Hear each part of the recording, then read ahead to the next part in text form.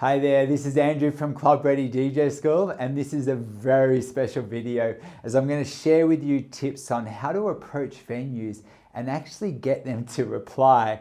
But also, I've just launched this new bio builder on my course page, so when you feel ready, you can wow people with your professionalism. I've been spending a lot of time on this. It's actually really cool. But anyway, before I make this huge announcement, okay, let me first talk about getting shows post-COVID. Now, I'm not sure if many of you know this, but I ran clubs and DJ'd every single week from January 1999 till 2017. And in my time of running weekly club events nationwide and DJing every week, I received thousands of messages from DJs wanting shows. And if you ask me, they all fall into the same trap and most of them get ignored. So stick around, as in this video, I'm going to share how to be the one person in 100 that gets the show. And at the end, I'm going to walk you through my new bio builder, as in my opinion, it's the first of its kind and it's 100% free to all of my students. So, okay, this is huge. So firstly, why are the majority of people reaching out to venues being ignored? So I have done videos on this, and I've got a whole club pack section in my course about promoting, about applying for shows and getting shows and stuff like that, right? So that's actually my specialty, believe it or not. I know I've got a lot of experience DJing, but I've got equal amount of experience running clubs. And I'll tell you what happens, okay? So in my time of running clubs, so everyone approaches you wanting shows, and they all come in, like all the messages I received, they all come in with some variation of, I've done this, this and that. Here's a copy of my mixtape, and they express an interest to play. And in their defense, right, they think that they need to prove that they're good enough to play, okay? So let's imagine, right, I'm actually running a club event, and even say with my bio builder that I'm going to give you, let's say all of a sudden you rock up, you message me, you're saying, man, check out my bio, man, yeah, here's all my music, yeah. But if I don't know you, let's say you haven't got a name, okay, I don't know who you are, and the first time I hear from you, you're just trying to tell me that you're good enough to play, and you're not talking about my event at all, I'm going to assume that you're not really part of the community, and I don't really know who you are, and chances are I probably wouldn't listen to your mixtape. Obviously I listen to my student mixes, but this is when I was running clubs. I'm pretty busy, and if I was listening to everyone's mixes, it's more than that when getting shows. These days, especially post-COVID, it's probably more about being part of the community and the culture. And the first time I heard from them, if I didn't know their name and they're asking for something, I would probably just ignore them. Now, this is where I used to say to my students a while back, I was like, well, first of all, maybe talk a little bit about their event, show that you've been, show some interest in what they do, and then maybe they'll take an interest in you, but they're still getting ignored. And here's the thing, the reason why they're getting ignored is, I think if the first time that you're reaching out to someone, even if you're sugarcoating it with how great their event is or whatever, but if you're still asking for something the very first time that you make contact, it's just too transparent. So, and at best, they might come to you and say, they might test you and say, well, why don't you come down to our event this weekend? Maybe we can hang out, and come check it out. And they're testing you to see if you're willing to support them. And if you're willing to support them, maybe they'll support you. But so what I think is, the first time you approach someone to play at an event, don't ask for anything at all. Just actually maybe approach them and just be like, hey man, I see you've got this event on. I am DJing, but I'm a DJ, but I've actually got a few friends with me this weekend. We're thinking about, maybe coming in, you know what I mean? Don't even ask for free entry. Just say, hey, you think about popping in, you'd love to hang out, maybe have a beer, say hello. Okay, and then all of a sudden, so then they're going to like that because you're supporting their event. And these days, post-COVID, venues have been through a lot. It's about getting people back out and supporting events. So they're going to like that. So then all of a sudden you go, and then when you go, they don't need to hang out with you all night. All you need to do is just make sure that they acknowledge that you're there. And that's enough. Spend some money on the bar, make a bit of a night out of it. But one thing quickly, there's two things actually that you never want to say to a promoter, okay? Number one, never say, oh shit, man, it's a quiet night, okay? Trust me. The actual nightclub is the promoter's baby. And trust me, if it's a quiet night, that's going to be hurting them, and they don't need some young DJ coming and go, man, it's a quiet night or anything. So never say that to a promoter. And my other advice would be, never like ask for shows at the actual events. Like I know from running events, there's two sides to running an event. The admin work during the week, and that's the best time to approach them. Like, send them an email, message them, whatever. But when I'm actually at the events myself, like, it's kind of like rock star mode. People are usually kissing your ass if you're the promoter, and you kind of might be having a few drinks and you're kind of there to kind of, run the event, and you're not thinking about booking future DJs for future events. And I found when people were always coming out going, man, give me a show, I found it kind of like it was a little bit annoying. I wasn't there for that. And I'd just say, message me during the week. So when you go, just enjoy yourself, contribute to the atmosphere, let the person know you're there. That's enough. But that means then when you do a follow-up the following week, you can actually talk honestly about their event. And to be honest, they're going to know you're not full of shit because they actually saw you there. And if you wanted to take it a step further, maybe you could even see like talk about something that interests them. Like, okay, so a couple of things here, and this would go a long way. It really is important. But I remember when I first I sort of stepped away from running clubs myself. And at this point, I was running clubs for my students in Sydney, okay, just events so my students could play. So I wanted to just be in the side room for a pretty big event in Sydney. And what I did was I just went and researched, like they were called Genesis Entertainment. They were running an event called Voodoo. And I went to Genesis Entertainment website and I saw that they were launching a tour, like, a big trance tour actually. And even though my students weren't doing trance, we were just in a side room doing kind of like house kind of stuff.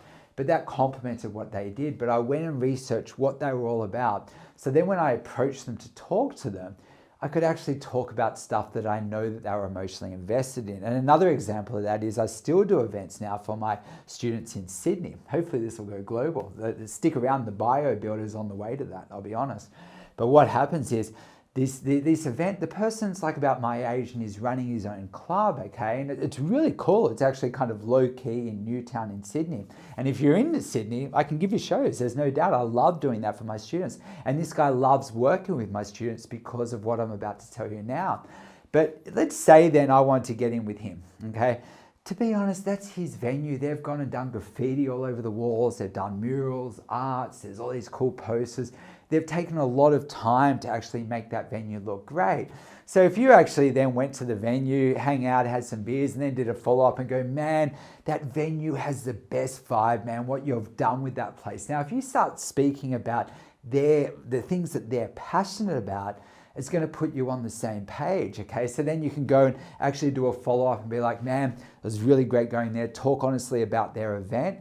And then you could go and ask for the show, and you've already gone and established the relationship first. But one other thing to note though is post-COVID, okay, a lot of venues have done it tough, man, okay? And that means some of them might have even closed down, and the other ones are probably could be in some serious debt. So what happens is for venues to survive, it's about actually always getting new people there and about actually more money being made on the bar. But the funny thing, well, it's not funny at all actually, but the thing is, they're not going to be able to see the bigger DJs worth all the money, right? They're probably, like the venues might not be able to afford to throw so much money at them. And the reason why those big DJs are worth so much money is because they probably have the fan base. Like they can get like, say, they're getting paid $50,000 because they can get 1,000 people through the door or something like that. But some of these venues, especially the local ones that you might have a shot of getting in on, may actually they might be smaller, low key, and to be honest, they might have like capacity rules at the moment post-COVID, like not being able to get in as many people and giving everyone a little bit of social distancing and stuff like that. I think dance floors are coming back, but still they're probably running at a reduced capacity, but still they have to make money. So what I'll do is after you've gone to support the event and you're doing a follow-up and you're messaging them, I might just say to them, listen, you understand the importance of promotion, and given the opportunity to play, that you're willing to kind of like really promote it, create a bit of a buzz around it, and you feel you can introduce new people. Now, if you start throwing around words like promo and introducing new people, instead of being the average DJ that comes in going, me, what can I get from you?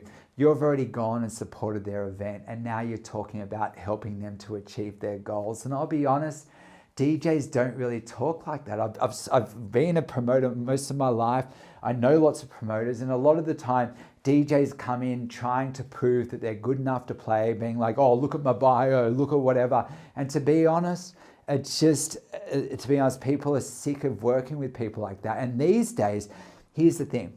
The venues have been through a lot, okay? So instead of going in thinking, oh, how can I get these opportunities about me, think, what can you do to support the event, okay? And if you can help these venues to start to get back on their feet, okay, which means probably going down and supporting them even when you're not playing. Then when you do play, actually go early, stay late, spend some money on the bar, invite all your friends, help contribute to the atmosphere, and maybe even be posting and sharing their events even when you're not playing. And if you're doing that, you're part of the community and the culture around DJing. To be honest, right, then you're going to be part of the new rebirth of the scene. This is the perfect time to get in. But here's the thing, right? Students often ask me, should they add a bio to their messages that they're sending the venues? And if it was a choice between building a relationship first or sending a bio, 100% building the relationship is way more important, especially until you've built a name for yourself. However, there is no harm in adding a bio or even a link to your bio at the bottom of the message. Perhaps even a one-liner saying, hey, if you want to check out my photos, mixes, videos, live stream, even past promo that you've done for recent events, like ask them to check out your bios. Let's face it, right? A picture is worth 1,000 words. And if you've included professional looking pictures, which may even help them to remember you in the first place, right? That's going to actually, and say you've got mixes in there and videos of you doing your thing. The venue is going to be super impressed, as it gives you an image of being organized. And this means they're probably most likely going to believe that you're actually going to promote your shows to assure a turnout. And then when you do play, right, turn up, arrive early, stay late, support the event, perhaps even film it, record it, take photos so you can then continue to build on your bio, and this in turn gives you more content to share on your pages, which in turn also builds awareness around you as a DJ, and through that kind of attention, opportunities are going to snowball big time. And here's the thing, right? I find for people, I'm teaching people all the time, okay? I've got so many, I love them, like it's going so well. But what happens is, right, let's say, I'm listening to their mixes, and then once their mixes pass, I usually want to do what I can to help them get opportunities. And sometimes I'm like, okay, send me pictures with your links to your mixes. I can post it through my social media pages. And what's happening is, quite often the pictures that they're sending are they're not really that professional. And I thought to myself, that's what gave me this idea about building a bio platform where they can kind of essentially build their own one-page website. Okay, then they can publish it through my pages, and I'll also send them a link that they can then send to promoters, which gives them an air of professionalism. But by giving them a bio or website maker where all they have to do is fill in links and add photos and stuff, it gives them something students to work on. It's like, yes, man, you know what? I want to create a perfect looking bio. I want to maybe it's worth getting like professional photos or getting more videos done, or, just even the videos. It doesn't have to be a full video, like a 40-minute video. It could be a snippet of you rocking out at a party, everyone jumping up and down, as a picture is honestly worth 1,000 words. If you're sending a bio to people that's full of like videos of you rocking out, then to be honest, it's going to impress them. It really does. And I know for a fact, when I've booked people in the past, sometimes when they're including information about themselves, it does put a name to a face. I'm like, wow, that looks really cool. But it's only when they just send just the information and they don't talk about my event and I don't know them that I ignore them. But knowing them and having a bio, man, that is a power play. So, okay. So anyway, So jumping in, I want to do a quick walkthrough of what I've built. It's taken me weeks, man, costing me thousands of dollars actually to do this, but I really think it's worth it.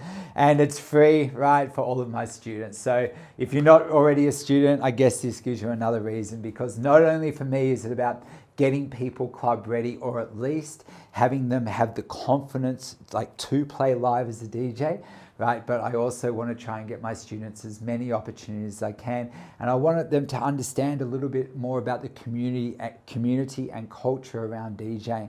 And I really think that I do that well. So, okay, so anyway, so you'll see here in the course part, there's all this information they can build on themselves. There's like joining the Club Ready tribe. They can measure their progress, have bookmarks, to-do lists. They can submit a mix. I've been listening to student mixtapes from day one, just giving them feedback on that, making sure that they're personally club ready.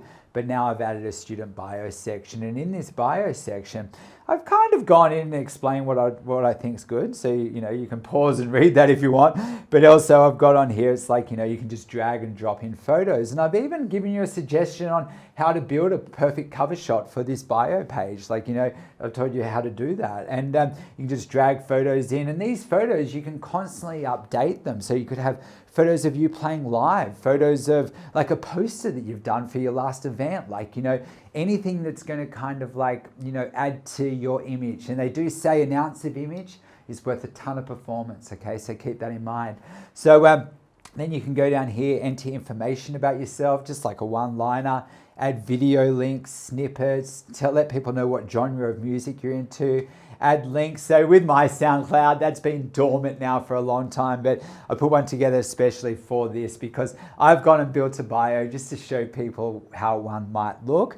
And then, and I'll show you how they'll look in a second. But then I've got that. Then I can add stream links, like experience, let people know, link in my social media, let people know if I'm available to play and what kind of events I'm available to play at. Because what's another thing, I haven't really mentioned this yet, but once this takes off, I'm actually going to have, this is all actually being worked on right now as we speak. But say I've got like, hundreds of bios in there. Venues will be able to go in and search by location and by genres of music that people are into, or their type of events that they want to play, and can actually go in here and it can act kind of like a booking agency, but I'm not going to middleman it. They'll be able to contact you personally. So it's just like they go and it's like, oh, that DJ looks cool, and they contact you. But not only that, you'll have your own link that you can also share with venues that won't have any of my branding on it. So it's just like completely your own website in a way. So okay, so once I've filled all that in, then I can go and request to publish it, and that's going to go to me, and I'm just going to have a quick look at it and just make sure it's great. And if it's not, I'm going to give you some tips on how you could, I want it to, when you do it, to be like something that you can be really proud of, okay? So I've just launched this 2 days ago, so I've just launched my own, and one person quickly saw this and launched one too, so I've added her as well. So let's have a look. So once it gets approved, then basically it goes up onto my website. So I'm in the Tribe Talk section here.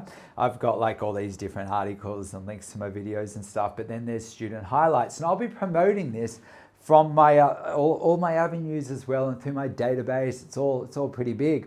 So what happens here is there's my one first, and then I'll show you Stella's in a second. She was the first person to send one through. So there's my first one, just showing you what they might look like.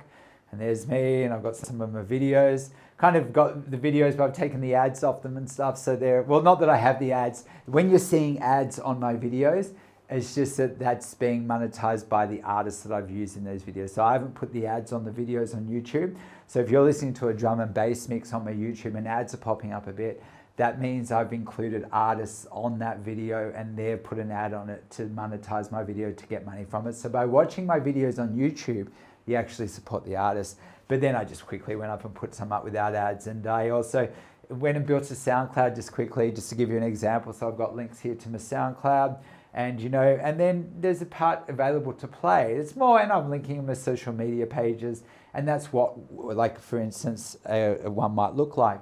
But then anyway, then I could go back.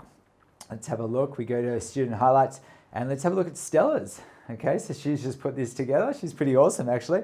She's got these photos of herself. She has got videos, but they're obviously coming. She'll build on that because I've seen her videos. They're amazing. But anyway, but let's say then, and then she says where she's from.